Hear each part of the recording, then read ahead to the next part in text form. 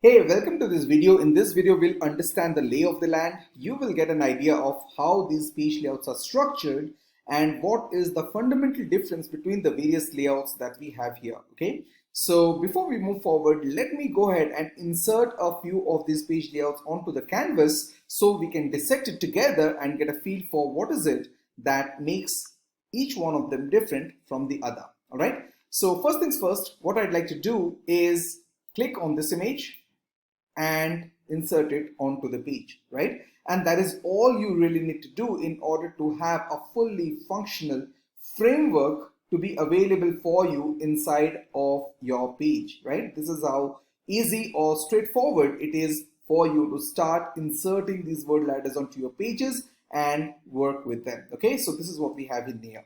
Now this is the first one. Let me open up another one, which is going to be this. Okay, and once we have introduced the second word ladder, we'll move on to the third one so that I can explain what the differences are between them. Okay, now this is the first one. All right, this is the second one and this is the third one. Okay, so let's go ahead and fit those pages. If you see here, you will observe that this ladder has three steps: step number 1, step number 2, and step number 3. If you move on to page number 2 or the next page, you would see that we've got 4 steps in here: 1, 2, 3, 4. Okay, and then moving forward, you would see we have got 5 steps: 1, 2, 3, 4, and 5.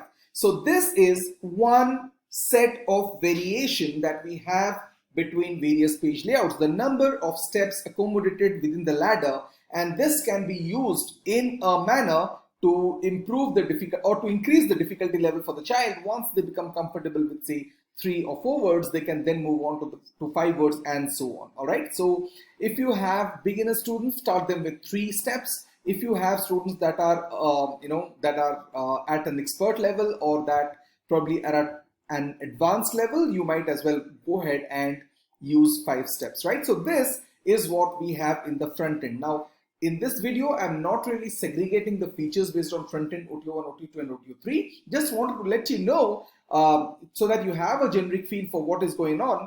We have 3 steps, 4 steps, and 5 steps as far as the ladders are concerned in the front end, and in OTO1 we add step 6, 7, 8, 9, and all the way up to 10. So you would have access to 6 steps ladders and 10 step ladders in OTO1. Okay, so that's one of the differentiation styles that we have as far as this page layouts are concerned. Okay, now let us go ahead and insert a few other images so that I can show you another way in which we segregate things. All right, so let's go ahead and insert this one, and once that is inserted, we'll go ahead and insert this one, and then this is the final one. Okay, so now if you see on this page, if I remove this first page layout that I have got 4 pages, and the difference between them is the width between the vertical poles or between the vertical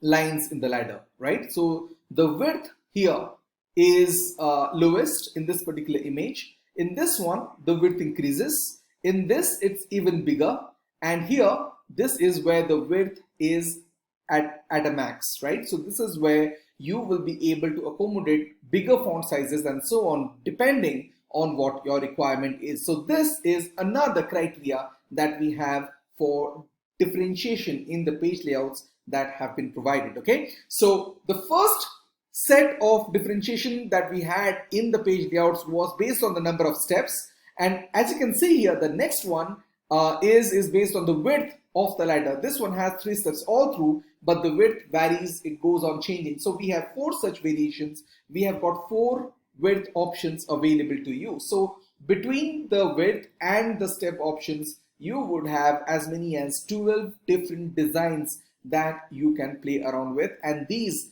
would be the core elements that will power up the front end offer that will be available for you to work with.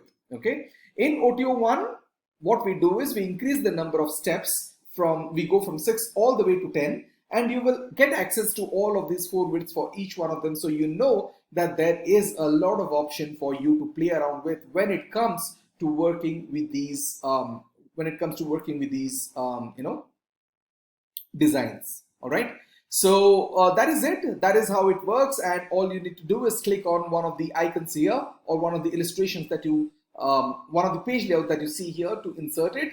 In the next video, what we're going to do is probably take a look at how you can go about editing these pages so that you can customize the content, because at the end of the day, you want the content to be your own, because otherwise, like, there's no point, because all of this is default content, right? Now, if you know some of our applications, if you've seen some of our applications in the past, then you know that this is going to be drag and drop easy. And as we move forward in the journey, you will learn that it becomes that much more easier once you have an understanding of the editing options. Okay, so there are some exciting content pieces coming your way. Watch out for those. And if you have any questions, please do reach out to me so that we can educate ourselves about the product, the offer, the problem it solves, and when it launches, we can go all out and make sure we deliver an experience to your customers. Thank you.